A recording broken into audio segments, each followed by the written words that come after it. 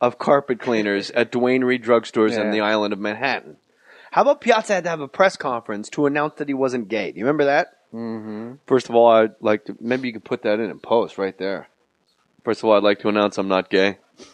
Like, the media assembled so Mike Piazza could go, just want to tell everybody I'm not gay, despite what Paul Soter's friend thinks. I had a stain on my carpet. That's all it was. It was just many men splooged on my carpet. I had to get it out. Wing sauce. No, it was wing sauce.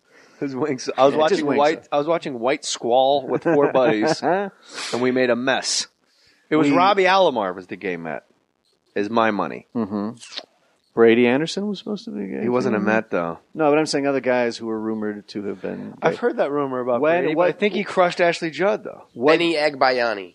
The flying Hawaiian. Oh, love Benny Agbayani. I'm pulling deep Long Island references. Just good name cuts. Respect it. What year on the calendar do we have an openly gay baseball player? 2020? 2020? We're not even close. Will be the year of the gay baseball player.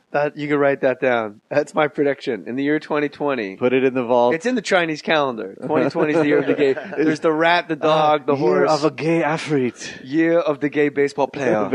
What year you born?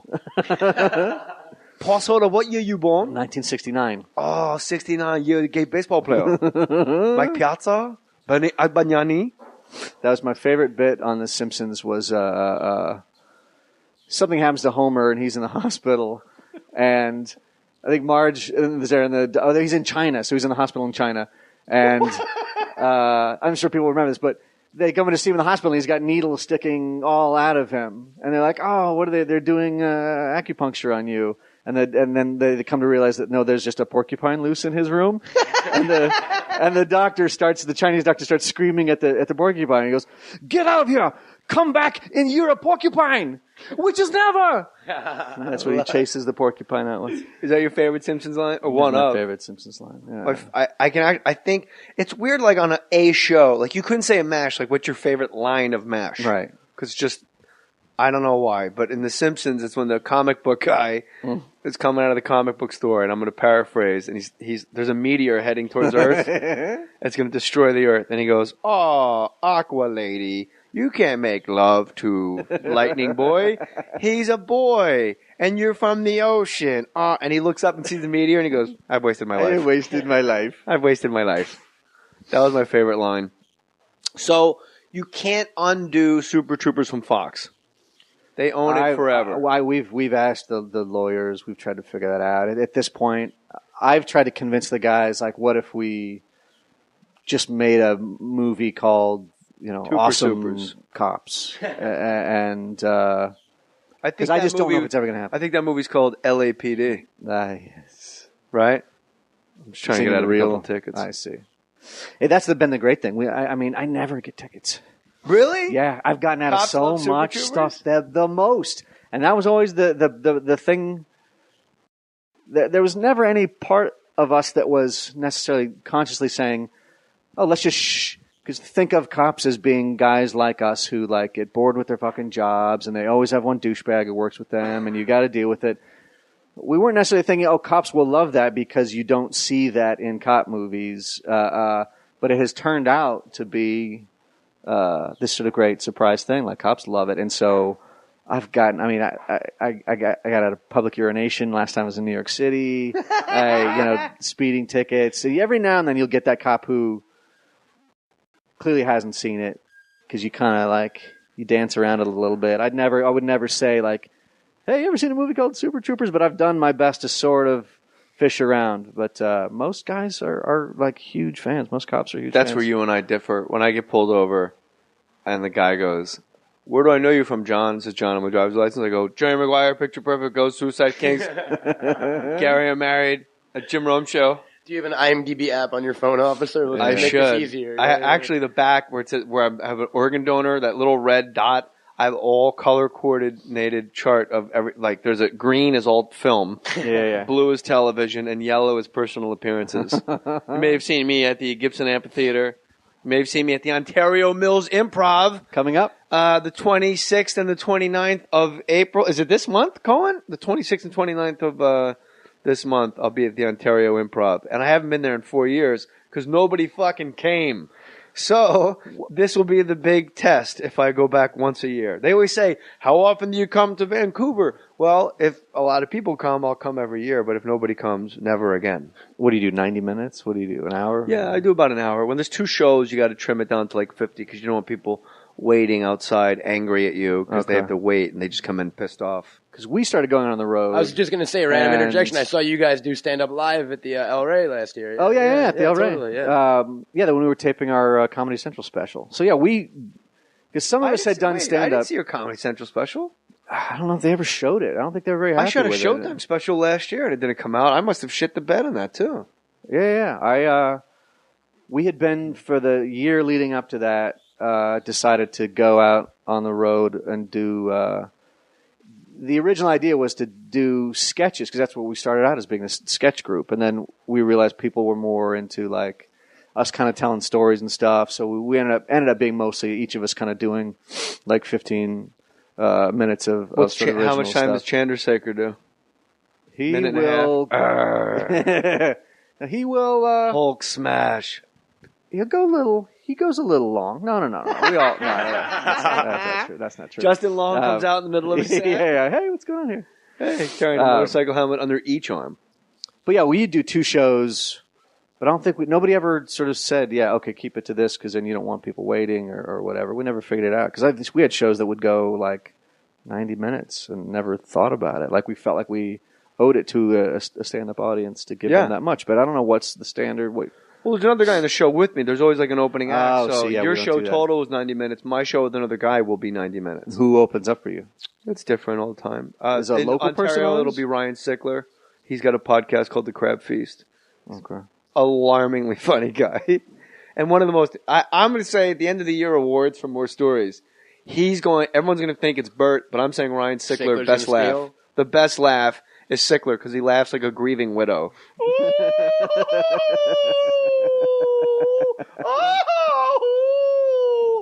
And Bert's laugh, people are like, that's the best, or people are like, fucking turn that shit down. And like, Bert sounds like it's seagulls. Uh-huh. And it's a lot. It's a machine gun rapid fire. Who laughed like Muttley from Segura? That's what it was. Segura right? laughs like that's Muttley. The best. Russian, actually. So how did Jay break off from the Broken Lizard crew? There's been no official breaking off. It's just... He was directing a movie without you guys. Yeah, but we've each done stuff. I mean, we have... Yeah, but Jay specifically. How could he do you guys? You know, guys, they don't sort of talk to each other. He started doing his own thing, and so we. So you guys really just have an open door in and out. Like nobody really like. I'm going to go do this. You don't have to run it up the flagpole. No, only because we're not that busy. Well, do you ever get worried? Let me ask you this specifically: do you ever get worried that a guy's going to go out and do a project that'll hurt the brand name of Broken Lizard? If he's going to do a pile of dog shit where like Lindsay Lohan's running through the. Actually, that would be kind of funny if you guys did that. Are you ever afraid a guy's going to do a movie that's so stupid and bad and not funny that it hurts the brand name of Broken Lizard? Nah, our brand is what it is. I don't. Hard to think of it. Think of the slogan now. Right now, you're making T-shirts. Broken Lizard. All right, we're out of time. So I want that's what kills me. No. So.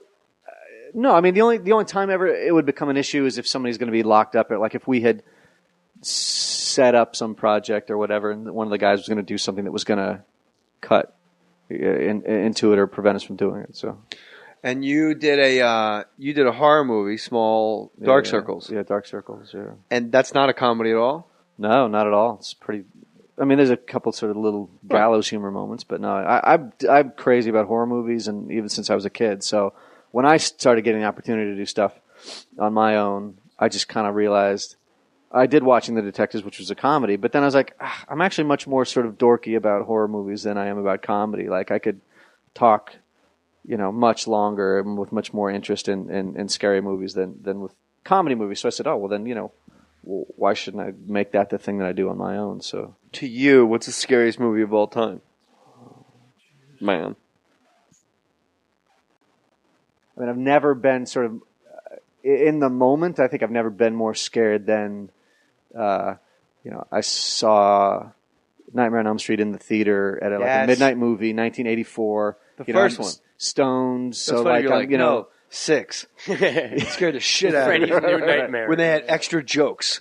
Right. All's well that ends well. Yeah, when it became a one-liner. That's what I get so mad about. Like, why do you do that to a franchise when it had a really... He had a couple of sort of zingery... right, we were starting to become friends. Yeah. But if you look back, like the opening credit sequence is just him making that glove, is him making the razor glove. Yeah. And you don't know what the fuck is going on. I saw that in the theater. Fucking sparks flying. Yeah. And and also like I'm 14, so I've probably just been getting stoned for a couple of years. And so I can't imagine being high at 14. I didn't start. It was wonderful. That's how I got here, sir. I was 19 when I first did it. I was on a beach house. I had in older Jersey. sisters. I had 3 older sisters. Tell me about it.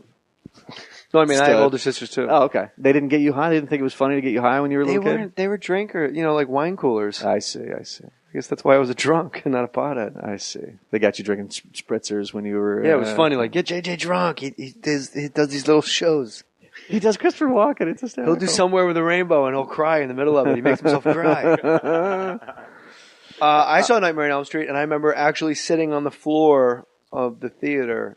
Like, that's how scared I was. I left my chair, and I fucking laid down on the floor of the Claremont Theater in Montclair, New Jersey. That's when my dad snapped on me, because I got into these things.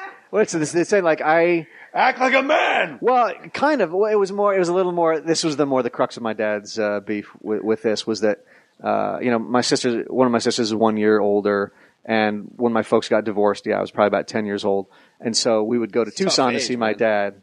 Yeah. But the nice thing was, he'd let my sister and he wanted to do anything that would make us happy. So it was, take us to see scary movies. Like Alien, like I'm 10 years old and I can get him to take me to see Alien because he's this divorced dad and he just wants to keep us happy. But then he got to the point where, like half the time I was down behind the seats and he was only pissed off because he's like, hey, I paid $3.50 for this ticket and you're going to sit under the seat the whole time? Like I paid good money for you to watch this movie. So I'm only here so you'll like me more than your mom. Yeah. But I always loved that he was hung up on the sort of economics of it, that I was... My dad was incredibly frugal. It was an odd... My dad's go-to, not to be like Sinbad or Bill Cosby or Louis Anderson, but my dad's actual battle cry was, we could lose our house. And that was said with all sincerity. Like, you threw rocks at the abandoned warehouse window. We could lose our house. Everything tied back to him having that mortgage fucking yanked from his hands. Well, let me ask you this then. Now, as an adult and as a homeowner, is that in your head?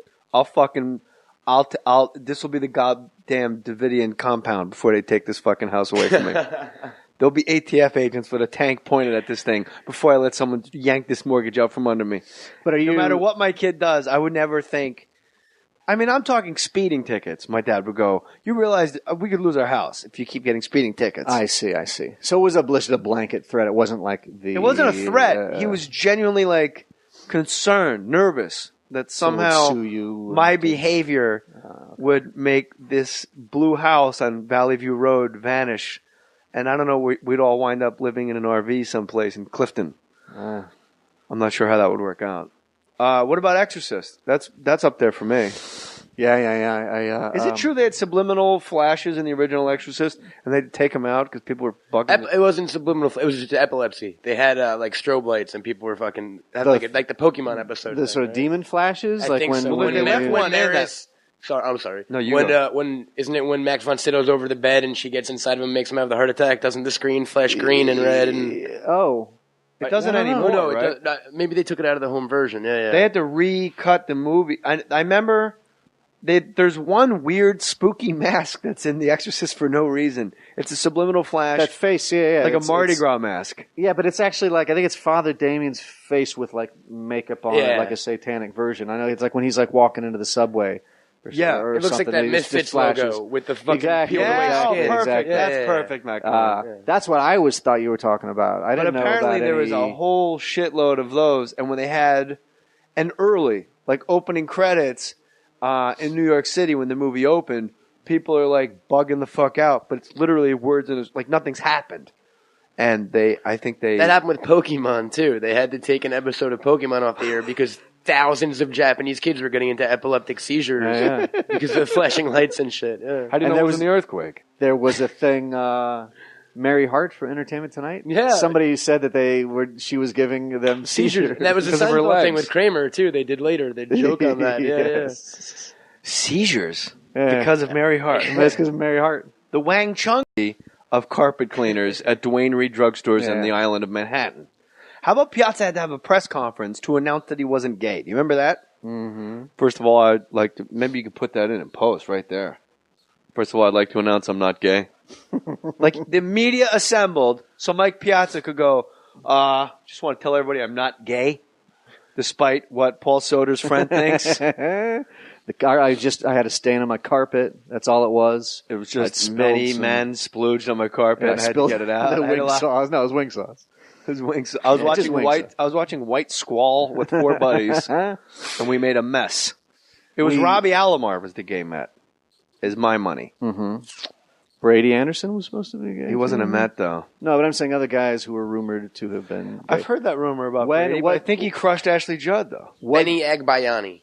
The flying Hawaiian. Oh, love Benny. I'm pulling deep Long Island references. Just attaboy. Cuts. Occupying loose in his room, and the Chinese doctor starts screaming at the porcupine. He goes, "Get out of here! Come back, and you're a porcupine, which is never." And that's what he chases the porcupine out with. Is that your favorite Simpsons line, or one of my favorite Simpsons line? Yeah. I think it's weird. Like on a show, like you couldn't say a MASH. Like, what's your favorite line of MASH? Right. Because just I don't know why, but in The Simpsons, it's when the comic book guy is coming out of the comic book store, and I'm going to paraphrase, and there's a What year on the calendar do we have an openly gay baseball player?